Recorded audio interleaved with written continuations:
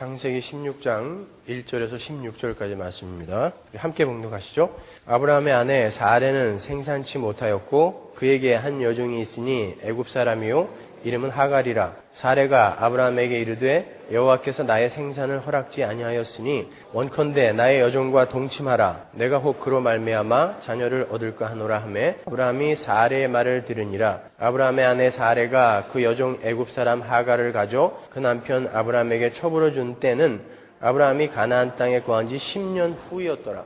아브라함이 하갈과 동침하였더니 하갈이 잉태하매 그가 자기의 잉태함을 깨닫고 그 여주인을 멸시한지라. 사레가 아브라함에게 이르되 나의 받는 욕은 당신이 받아야 옳도다. 내가 나의 여종을 당신의 품에 두었거늘 그가 자기의 잉태함을 깨닫고 나를 멸시하니 당신과 나 사이에 여호와께서 판단하시기를 원하노라. 아브라함이 사레에게 이르되 그대의 여종은 그대의 수중에 있으니 그대의 눈에 좋은 대로 그에게 행하라 하매 사레가 하갈을 학대하였더니 하갈이 사레의 앞에서 도망하였더라. 여호와의 사자가 광야의 샘 곁 곧 술길 샘문 곁에서 그를 만나 가로되 사레의 여종 하갈아 내가 어디서 왔으며 어디로 가느냐. 그가 가로되 나는 나의 여주인 사레를 피하여 도망하나이다. 여호와의 사자가 그에게 이르되 내 여주인에게로 돌아가서 그 수하에 복종하라. 여호와의 사자가 또 그에게 이르되 내가 내 자손으로 크게 번성하여 그 수가 많아 셀 수 없게 하리라. 여호와의 사자가 또 그에게 이르되 내가 잉태하였은즉 아들을 낳으리니 그 이름을 이스마엘이라 하라. 이는 여호와께서 내 고통을 들으셨음이니라. 그가 사람 중에 들나귀 같이 되리니 그 손이 모든 사람을 치겠고 모든 사람의 손이 그를 칠지며 그가 모든 형제의 동방에서 살리라 하니라.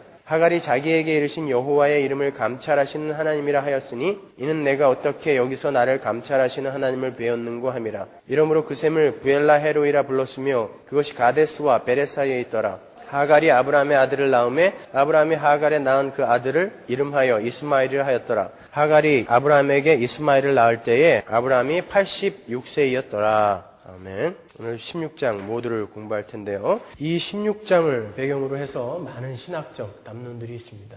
오늘은 신학적 논의를 배제하고 하나님께서 교회에게 주시는 메시지 위주로 설교를 하도록 하겠습니다. 오늘 이 설교 원고가 세 번째 설교 원고예요. 두 번째 설교 원고까지는 어제까지 다 찢어버렸고 다시 여러분이 이해하기 쉬운 그런 언어로 또 그런 내용으로 다시 작성을 한 거니까 잘 들어보세요. 이해를 잘 하셔야 됩니다. 우리가 지난주에 공부한 창세기 15장에서 아브라함은 하나님으로부터 하나님의 약속에 대한 확실한 계시를 받았어요. 하나님은 쪼개진 재물 사이로 홀로 지나가심으로 해서 하나님의 언약은 하나님 당신 자신의 쪼개짐으로 완성해 내실 것을 보여주신 것이죠. 그런데 그런 엄청난 경험을 한 아브라함이 16장에 와서 또다시 커다란 실수를 해요. 아내 사라의 요구를 받아들여서 사라의 여종 하갈을 통해서 이스마엘을 낳아버린 것입니다. 이 모습이 인간 측에서 하나님 앞에 내어놓는 알량한 믿음의 실체인 거예요. 그러니까 믿음의 주도권을 하나님께서 쥐고 계시지 않는다면 우리는 큰일 나는 거죠. 그죠? 15장에서 이미 아브라함은 믿음의 사람이다라고 이렇게 선언이 되었는데도 불구하고 아브라함은 계속 이런 모습을 보여주잖아요. 오늘 본문의 내용도 역시 오직 하나님의 은혜로만 탄생하게 되는 약속의 자녀인 교회의 탄생 이야기를 에피소드화시켜 보여주는 그림인 거예요. 그러니까 여러분은 성경 전체에서 예수 그리스도와 십자가, 그로 말미암은 교회의 탄생, 그것만 찾아내시면 돼요, 여러분. 제가 그 증거를 대드리겠습니다. 이 창세기 16장의 이야기를 사도 바울이 이렇게 설명을 하죠. 갈라디아서 4장 21절 보세요.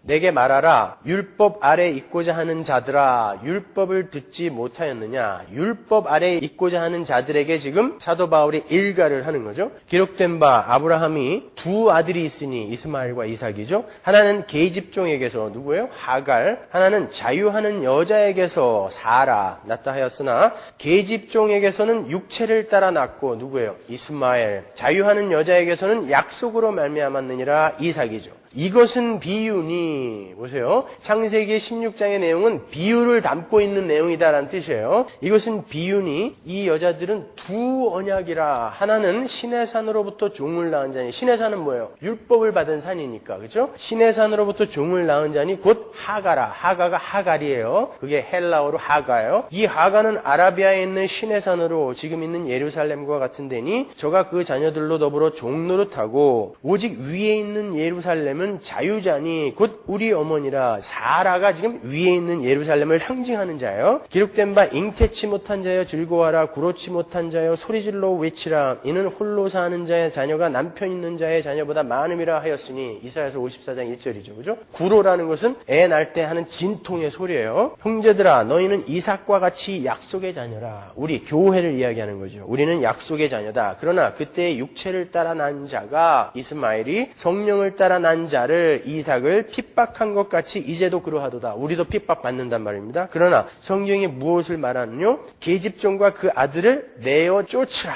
은혜가 아닌 인간의 육신에서 비롯된 세상의 힘, 방법, 열심 이건 다 버려라. 쫓아버려라 라는 뜻이란 말이에요. 그 아들을 내어 쫓으라. 계집종의 아들이 자유하는 여자의 아들로 더불어 유업을 얻지 못하리라 하였느니라. 정확히 구분을 해주세요. 그런지 형제들아 우리는 계집종의 자녀가 아니요 자유하는 여자의 자녀니라. 오늘 본문의 내용을 사도 바울이 잘 설명해주고 있죠. 창세기의 내용을 사도 바울이 지금 설교를 하는 거예요. 그러니까 사라와 하갈, 이삭과 이스마엘의 이야기는 율법으로, 다른 말로 인간의 힘을 의지하여 행복에 이르려 하는 자들과 오직 하나님의 은혜로만 행복의 근원을 삼게 되는 교회의 이야기인 거예요. 이제 이 이야기를 어떻게 이해해야 할지 조금 감이 잡히시죠? 그죠? 환원하면 교회는 오직 하나님의 은혜로만 말미암게 되는 것이지 스스로의 노력이나 열심을 근거로 탄생될 수 없음을 나타내는 거예요. 그래서 17장에 가면 아브라함이 할례를 받은 후에 생식기가 쪼개진 후에 그건 죽음이라 그랬죠? 쪼개진 후에 약속의 아들 이삭이 태어나는 것입니다. 약속의 자녀 교회는 인간의 생식 능력, 인간의 힘, 열심에 의해 태어나는 거 아니다라는 것을 보여주는 것입니다. 우리에게. 자, 여기서 여러분이 잘 알아두셔야 할 것이 있어요. 제가 지금 약속의 자녀인 교회의 탄생을 행복이라는 단어와 혼용해서 썼어요. 그렇죠? 약속의 자녀의 탄생인 교회의 탄생이라는 그 이야기와 행복이라는 단어를 혼용해서 썼습니다. 약속의 자녀의 탄생은 참된 행복의 성취라고 제가 지금 이야기하는 거예요. 죄인들이 교회로 탄생된다는 것의 의미는 타락한 자들이 사망의 열매들인 고통 속에서 참 행복의 자리로 옮겨지는 걸 이야기하는 거죠. 그렇죠? 약속의 자녀가 탄생한다는 것은 그러니까 구원은 죄로 인해서 엉뚱한 행복을 쫓느라고 고통 속에 빠진 자들이 하나님의 은혜로 참된 행복의 자리로 회복되는 것을 이야기하는 거예요. 그러니까 구원은 진짜 행복으로 옮겨지는 게 구원인 거예요. 우리가 행복이라고 잘못 쫓아가고 있었던 그곳에서 돌이켜서 진짜 행복으로 옮겨지는 게 구원이고 그게 하나님의 자녀의 탄생인 것입니다. 그래서 제가 행복이라는 단어와 하나님 자녀의 탄생을 혼용해서 쓰는 거예요. 이 세상에 태어나는 모든 인간들은 각자가 추구하는 행복이 있죠. 그죠? 누구나 다 행복을 추구하면서 살잖아요. 여기 계신 분 중에 난 불행하고 싶어요. 이런 분 계세요? 없어요. 그건 정신병자죠. 그죠? 다 행복하고 싶어요. 그게 우리의 목적이에요. 그런데 예수 그리스도의 은혜를 모르는 자들은 자신들의 행복을 자신들의 힘과 이 세상의 것들을 의지하여 찾으려 하는 것이고 예수 그리스도의 은혜를 아는 이들은 참 행복이란 오직 예수 그리스도를 믿고 그분께 순종하는 데에서만 찾아질 수 있음을 알고 예수만을 의지하며 그분 앞에 항복하는 삶을 살게 된다는 것. 그게 다른 거예요. 다시요. 세상 사람들은 자기의 힘과 노력으로 이 세상의 힘을 쌓아 행복에 이르려 하지만 우리는 하나님의 생명력을 충분히 받아 누릴 때 우리가 가장 행복하다는 걸 알기 때문에 그걸 추구하는 거예요. 근데 그건 내 힘으로 안 되니까 하나님의 은혜를 구하게 되는 것입니다. 하나님 앞에서 완전히 항복하는 거예요. 그걸 자기 부인이라고 하는 것입니다. 성도는 하나님을 사랑하고 이웃을 사랑하느라 자신을 희생하는 삶을 살면서 하나님 나라의 행복을 맛보게 돼요. 이 역설을 아세요? 내가 희생하고 손해를 보는데 기뻐요. 우리가 선교나 구제를 떠나면은 언제든지 경험할 수 있는 거죠. 그죠? 세상 사람들은 그와 반대로 다른 이들을 밟아서 자신의 욕심이 채워지고 높이 올라가는 만큼 행복해지죠. 우리는 아래로 내려가는 만큼 행복해지는 것입니다. 그건 무엇을 얼마나 많이 소유하고 잃고의 문제가 아니에요. 그러니까 하나님의 교회의 탄생이 오직 하나님의 은혜에 의해서만 가능하다고 하는 성경 그 전체의 기술은 타락한 인간이 진짜 행복한 자리로 옮겨지는 일이 인간의 노력이나 열심에 의해서 이 세상의 것들을 쌓는 것으로는 절대 불가한 것이라는 말과 정확하게 같은 의미인 거예요. 그래서 자꾸 하나님 앞에 롯, 엘리에셀, 이스마엘 이런 것을 내어놓는 아브라함이 하나님에게 꾸지람을 듣는 것입니다. 내 힘을 이용하여 약속의 자녀를 자꾸 만들려고 하는 거, 행복에 이르려고 하는 것은 안 된다라는 거예요. 하나님 앞에서 항복하고 내 안에는 경수도 끊어지고 나는 이제 마른 막대기가 됐어요. 99살이니까. 이렇게 완전히 자기가 부인됐을 때 약속의 자녀가 탄생되는 것입니다. 하나님은 그 자리까지 우리를 끌고 가시는 거예요. 이 세상에서. 그러니까 이 역사와 우리의 인생은 뭐 하는 거예요? 내가 죽는 거예요. 내가 부인되는 과정인 거예요. 시퍼렇게 살아서 하나님 왜 내가 당신의 말만 들어야 돼요? 하고 선악과 낼름 따먹은 그 자리에서 나는 이제 하나님 말만 듣는 게 가장 행복한 삶인지 알았기 때문에 하나님 항복, 하나님이 시키는 대로 할게요. 사랑하라 그러면 할게요. 용서하라 그러면 할게요. 선악과 먹지 말라 그러면 안 먹을 거예요. 그까짓 거. 이 자리로 변해가는 거예요. 그러니까 여러분은 이 세상에서 자꾸 죽으셔야 되는 거예요. 따라서 성경은 그 성경의 수신자인 교회에게 무장 해제를 요구하는 책인 거예요. 자꾸 여러분에게 무장을 더해주는 책이 아니라 무장 해제를 요구하는 책인 것입니다. 인간이 하나님 없이 살기 위해서 이 세상에 쏟아놓은 모든 시도나 열심이나 업적이나 힘 등은 절대 인간을 행복하게 할 수 없으니까 다 털고 하나님의 은혜 뒤로 숨으라는 것입니다. 그게 우리가 원래 창조된 창조의 목적이니까요. 우리는 하나님 절대 의존적 존재로 창조됐으니까. 그러니까 이 땅의 힘과 방법과 수단을 사용하여 자기가 원하는 세상적 행복에 스스로 도달하려 하는 이들은 진짜 참된 행복이 무엇인지를 전혀 모르는 것이고 맛도 못 본 거고요. 그 참된 행복은 오직 하나님에 의해서만 주어진다는 것을 부인하는 거예요. 그들이 바로 율법주의에 빠진 자들로 성경에 등장하는 거예요. 갈라디아서 4장의 그 내용이. 그리고 그 그림이 오늘 본문의 하갈과 이스마엘로 그려지고 있는 거예요. 연결이 되십니까? 그렇게 하나님의 도우심을 거절하고 자기 스스로 선악을 분별하여 스스로의 힘으로 행복과 만족에 이르겠다라는 반란이 바로 선악과 사건인 거예요. 똑같은 이야기를 하고 있는 거예요. 오늘 본문에 아브라함과 사라와 하갈과 이스마엘의 이야기도 바로 다른 모양의 선악과 사건인 것입니다. 선악과 사건은 인간이 스스로 선악을 분별해서 스스로의 힘으로 율법을 지켜보겠다라는 하나님을 향한 도전인 거예요. 왜 내가 당신의 말만 들어야 돼요? 나에게도 능력이 있어요. 힘이 있어요. 라고 반란을 일으킨 거죠. 그렇게 타락한 인간들은 첫 번째 아담처럼 자꾸 자기 쪽에서 무언가를 내어놓아서 행복에 도달하고 싶어 해요. 자기의 유익을 위해 율법을 지키고 그 율법 지킴을 자기 의로 쌓는 거예요. 그게 율법주의인 거예요. 그게 바리새인인 것입니다. 하나님은 너희의 힘으로는 절대 거기에 이를 수 없다라고 성경 전체에 걸쳐서 우리에게 계속 말씀하시는 거예요. 인간은 하나님께 온전히 순종할 때 가장 행복한 존재인데 우리가 자꾸 우리의 생각으로 선악을 분별하여 어떤 게 행복인 것조차도 자기들이 결정하고 자기들의 힘을 이용하여 거기에 이르려고 하는 거예요. 그건 다 신기루인 거예요. 그거 아니다라는 것을 교회는 이 땅에서 배우는 것입니다. 그래서 세상 사람들이 행복의 조건으로 갖고 있는 것들을 여러분에게서 자주 뺏어가시는 거예요. 이거 없이도 행복할 수 있어야 하나님의 백성이니까. 근데 오늘날의 교회는 예수 믿으면 그게 자꾸 주어진다라고 하니까 그건 믿음과 정반대의 이야기를 하는 것입니다, 여러분. 정신 똑바로 차리고 잘 들으셔야 돼요. 여러분의 영원한 생명이 걸린 문제 아닙니까? 그러니까 내가 듣기 좋다고 이걸 진리라고 생각하시면 안 돼요. 그게 실용주의고 그게 프래그마티즘 아닙니까, 여러분? 성경이 이야기하는 바를 잘 이해하셔야 돼요. 성도는 이 땅에서 자신의 티끌됨을 인정하고 다른 말로 자기를 부인하고 하나님의 백성은 하나님의 영광을 위해 살 때 가장 행복한 것이다라는 것을 열심히 배우는 거예요. 열심히 배우시는 거예요. 성도는 이 땅에서 세상의 지혜와 세상의 힘을 사용하여 스스로 행복에 도달하려 하는 세상의 모든 시도가 헛것임을 배우고 가야 하기에 하나님은 이 땅에서 성도가 자신을 온전히 부인하고 세상의 헛됨을 깨달아 알게 하기 위해서 세상 힘의 헛됨과 인간의 무력함을 경험케 하세요. 그것이 인간들에게는 오랜 기다림으로 경험되는 거예요. 왜 아브라함과 사라에게 그런 오랜 기다림의 시간이 허락됐는지 아시겠죠, 여러분? 하나님은 우리를 위한 배려의 차원에서 우리에게 기다림과 어두움의 시간을 허락하시는 것입니다. 거기에서 우리는 이 세상의 헛됨과 나의 무력함을 절절히 깨달으면 되는 거예요. 그래서 존 칼빈은 믿음의 다른 말은 기다림이다 라고 이야기를 한 거예요. 믿음의 다른 말은 기다림이다. 참 좋은 말이죠.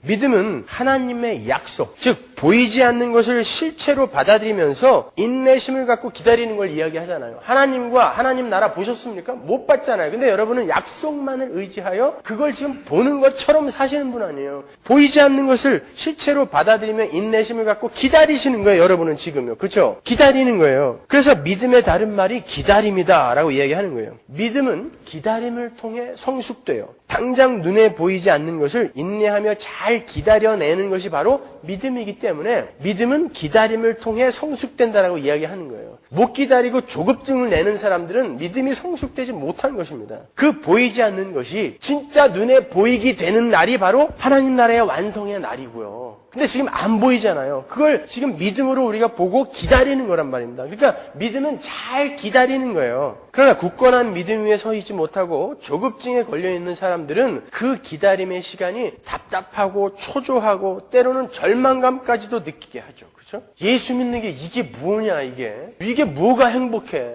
왜냐면 예수 믿고 여러분에게 일확천금이 주어진다거나 무슨 병이 갑자기 확 났다거나 이런 경험 별로 없잖아요. 그렇다고 뭐 기도 응답이 제대로 척척 들어지는 것도 아니고 계속 내 주머니에서는 헌금으로 돈이 새어나가고 시간과 힘이 빠져나가는 거 아니에요. 여러분에게서. 손해죠. 세상적으로 볼 때는. 그러나 기다리는 거예요. 그게 믿음이니까.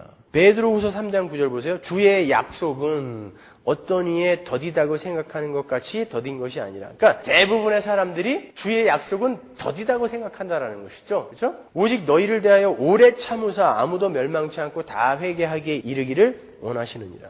보세요. 주의 약속의 특징이 뭐예요? 더딤입니다, 여러분. 더딤. 내 기도의 응답이 척척척척 그냥 기도하는 족족 들어졌다라고 하는 것은 어떤 의미에 있어서는 그리스도인 아닌 거예요. 주의 약속의 특징은 더딤이에요. 왜냐하면 그래야 믿음을 볼 수 있기 때문에 그래요. 세상 사람들은 하나님의 약속이 너무 더디다고 하나님마저도 부정하죠. 하나님이 온다면 언제 오냐 그러는 거예요. 근데 그런 세상의 조급증에 성도들까지도 부화내동하는 것을 우리가 왕왕 봐요. 그죠? 야, 이거 뭐 인스턴트 시대에 이렇게 즉각적인 응답이 없는 것은 기독교가 아무래도 뭔가 조금 수상해. 이렇게 빠지는 사람들이 많아요. 그러나 베드로 사도의 고백처럼 하나님의 더딤은 세상을 향한 하나님의 참으심과 기다리심에서 기인한 것임을 우리가 알아야 돼요. 창세전에 선택함을 받은 모든 하나님의 백성들이 하나님의 백성으로 잘 성숙하고 완성이 되어서 하나님의 품에서 자유롭게 거할 수 있도록 하나님이 정해놓으신 하나님의 최선의 때에 당신의 일을 이루시는 것이죠.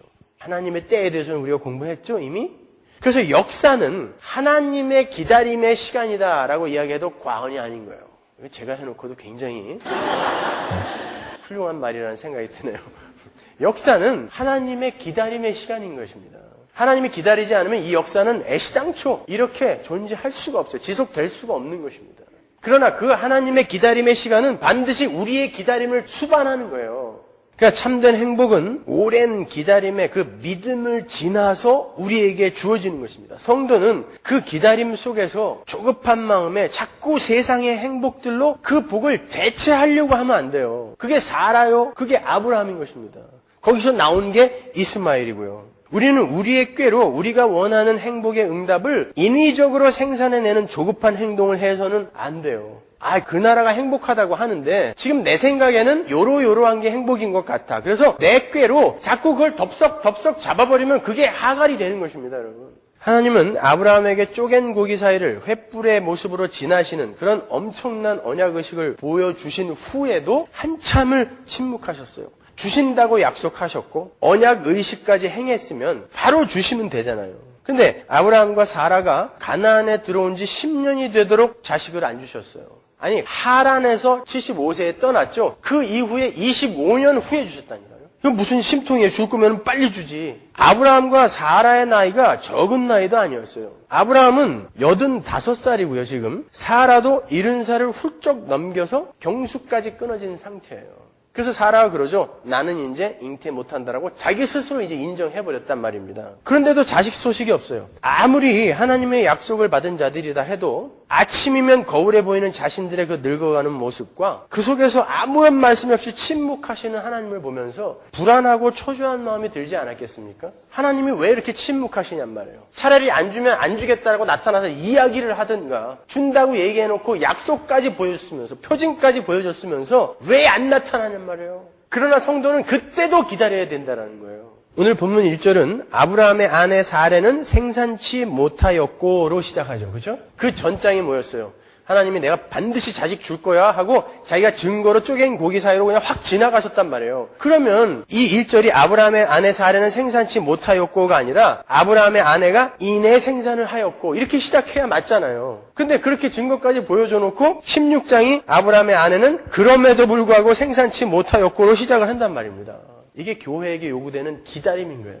하나님께서 아브라함과 약속을 해놓고서 너무 바쁘신 관계로 그냥 잠시 잊으신 것입니까? 하나님은 당신의 백성들이 자기들의 힘을 모두 빼고 오직 하나님의 은혜만을 의지하게 될 때까지 기다리시는 거예요. 근데 그렇게 하나님의 힘 빼기 작전 속에서 계속 그것을 거부하면서 나는 힘 빼면 안 돼. 나는 계속해서 선악과 그냥 내 맘대로 따먹을 거야. 그 자리에 있는 사람들을 하나님이 계속 징계, 파이데이아로 쳐가시는 게 바로 침묵의 순간이요, 어두움의 순간인 거예요. 그때 기다리는 것입니다, 우리는요. 자기 꾀로 이 세상의 행복을 찾아서 그 소망을 대체시켜버리면 안 되는 거예요. 성도가 그 기다림 속에서 자기들의 무력함과 불가능함을 깨닫고 오롯이 하나님만을 의지하고 당신께만 순종하는 자들이 되기를 원하셨기 때문에 하나님은 그들에게 수십 년간 약속을 유보시켜버린 거예요. 기다려라, 기다려라.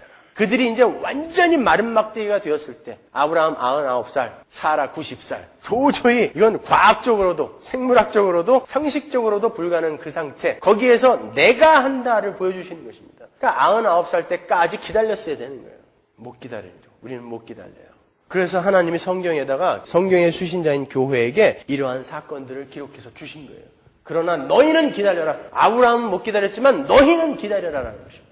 그러니까 여러분의 인생이 자꾸 그냥 내 인생은 어둠으로 점철된 것 같아. 내 인생은 정말 기다림의 연속이야. 잘 가시는 거예요. 계속 기다리세요. 하나님의 때에 진짜 행복이 그 어둠을 뚫고 들어오는 거예요.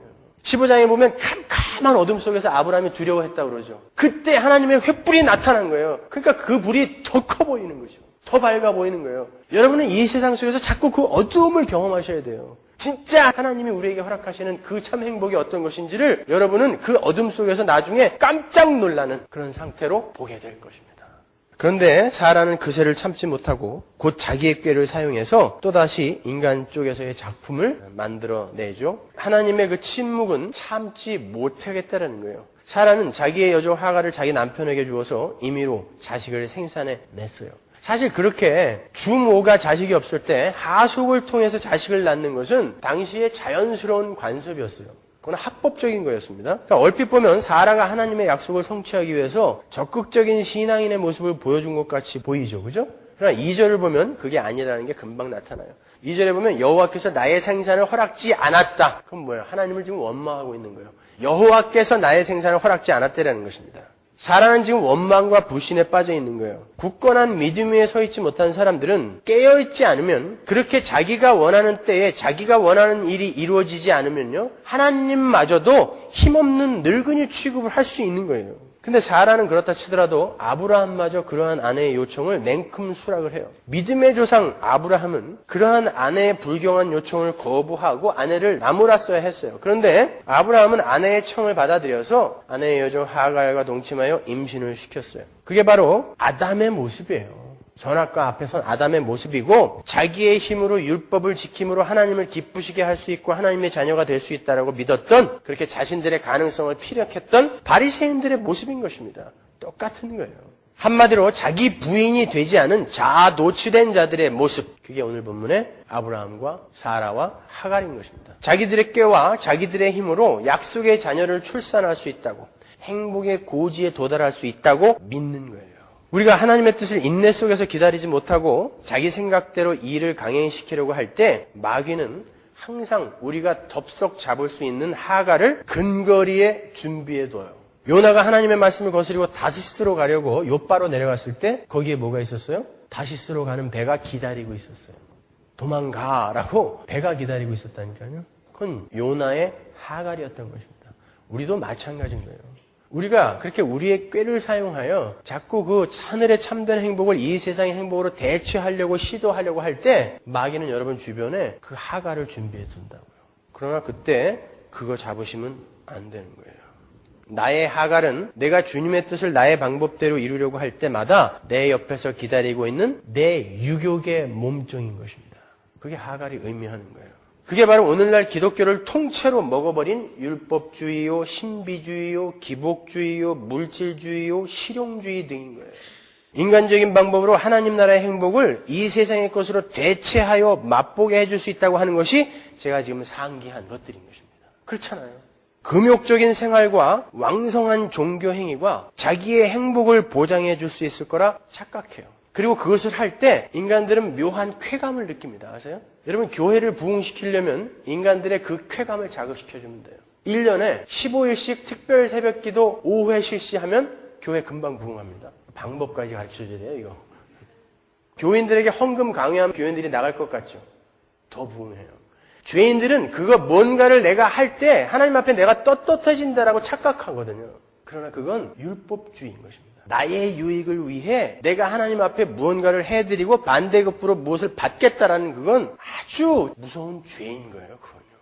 신비적인 경험을 해서 다른 이들보다 종교적인 우월감을 느끼고 싶어 하죠. 눈에 보이지 않는 믿음을 눈에 보이는 유치하고 치졸한 것으로 대체시키는 게 신비주의인 거예요.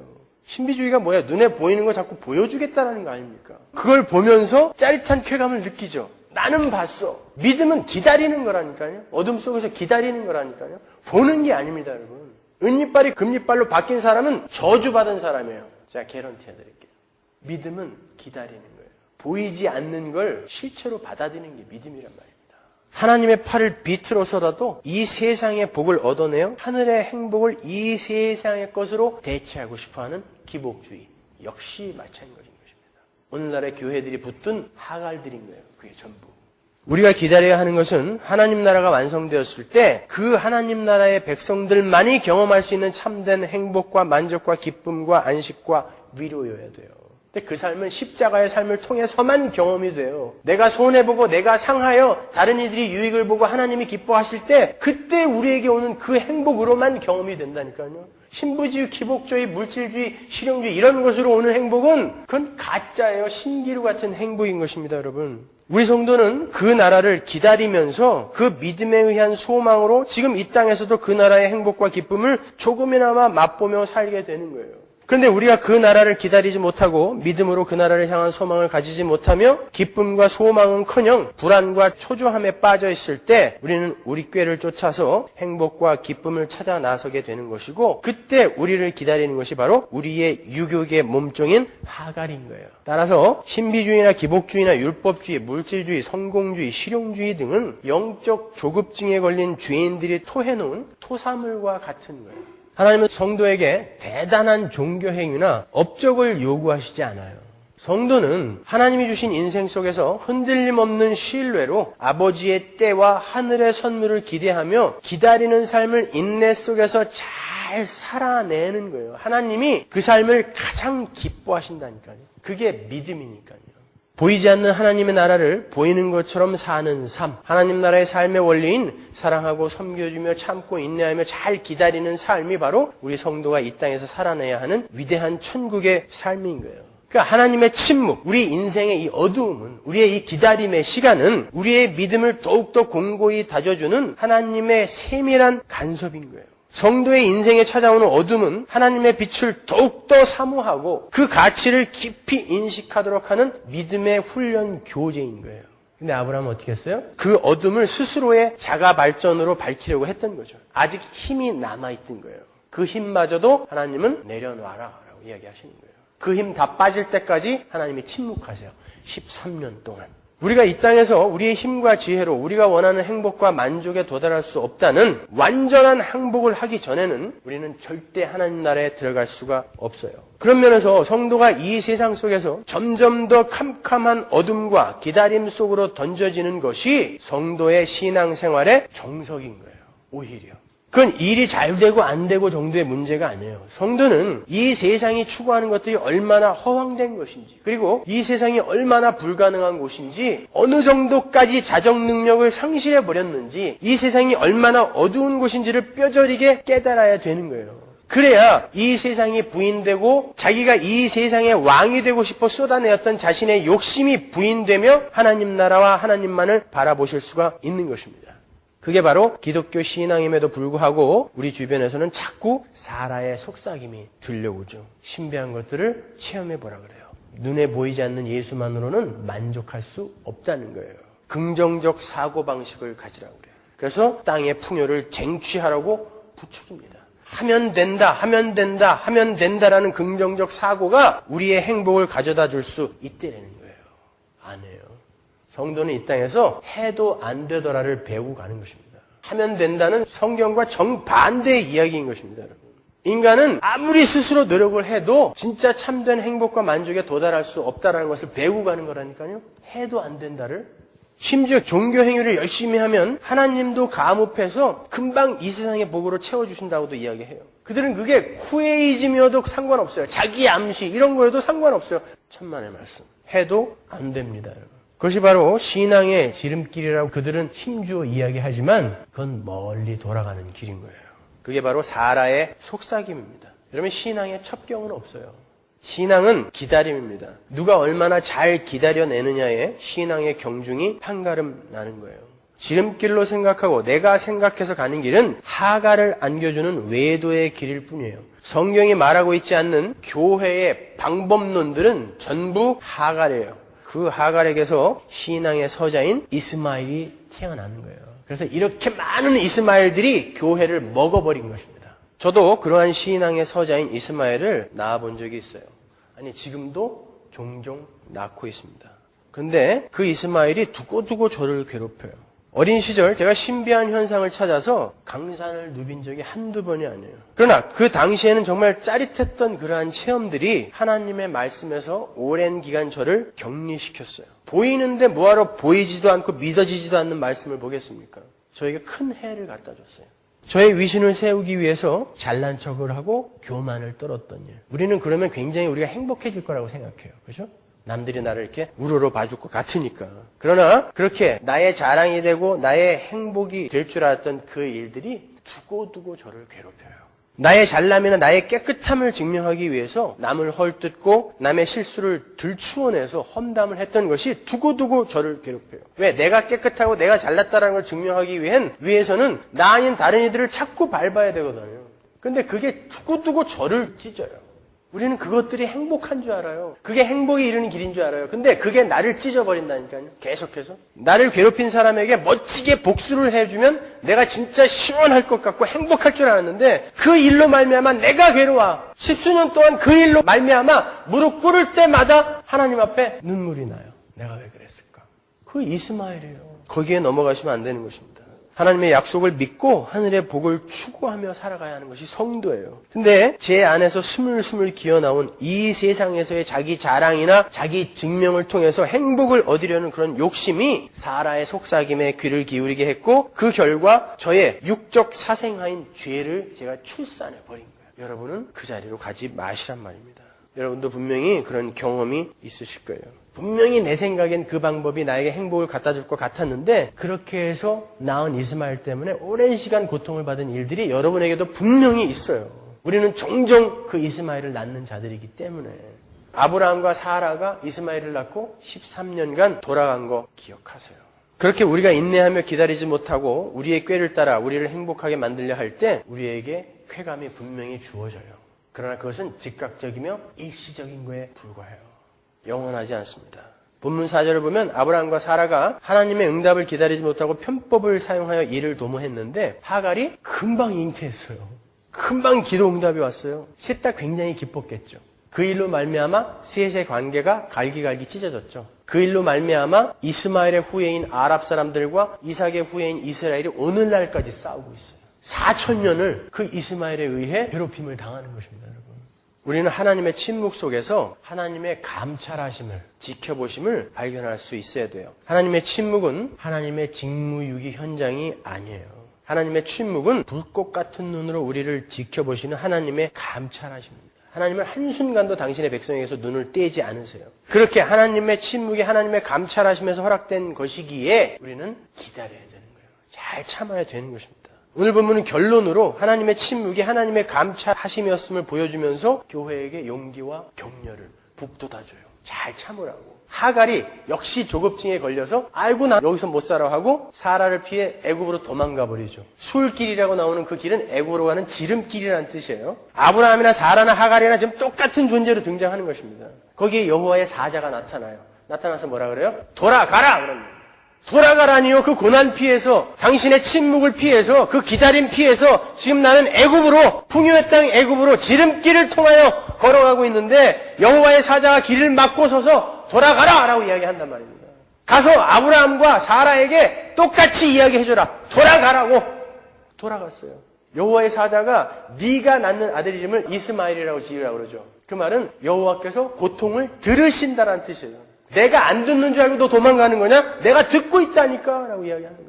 그때 하갈이 자기가 있던 그 우물을 부엘라 헤로이라고 이름 줘요. 감찰하시는 살아계신 하나님의 우물이라는 뜻이에요. 아, 하나님은 감찰하시는 거였구나. 나를 버린 게 아니었구나. 침묵하신 게 아니었구나. 나를 지켜보고 계셨고 어떤 뜻을 이루기 위해 나에게 그 긴 어둠의 시간을 허락하신 거구나. 돌아가자 하고 돌아갔어요. 그리고 가서 남편인 아브라함과 사라에게 이야기해줬겠죠. 내가 이러이러해서 도망가는데 하나님이 그렇게 나는 너를 감찰하고 있었고 뭔가 뜻이 있어서 너에게 그런 어둠을 허락한 거야. 그러니까 돌아가서 잘 참아라고 이야기해서 다시 돌아왔어요 라고 이야기해줬을 거 아닙니까? 가서 아브라함과 사라와 하갈이 하나님의 메시지를 정확히 받은 거죠. 바로 그 메시지가 우리에게 떨어지는 것입니다. 기다려라, 돌아가라. 여러분, 우리에게 때로 우리가 하나님의 자녀인데도 불구하고 왜 이런 일이 나에게 일어나나 하는 이해하지 못할 일들이 일어날 수 있어요. 여러분이 그거 피해서 엉뚱한 거 쫓아다니면 안 돼요. 엉뚱한 세상의 힘으로 때로는 내가 예전에 중독되어졌던 그런 것으로 나를 행복하게 만들려고 하시면 안 돼요. 그때 끝까지 기다리셔야 돼요. 하나님이 여러분 안에서 말씀하시잖아요. 돌아가라고. 못 돌아가겠거든. 부엘라 헤로이를 기억하세요.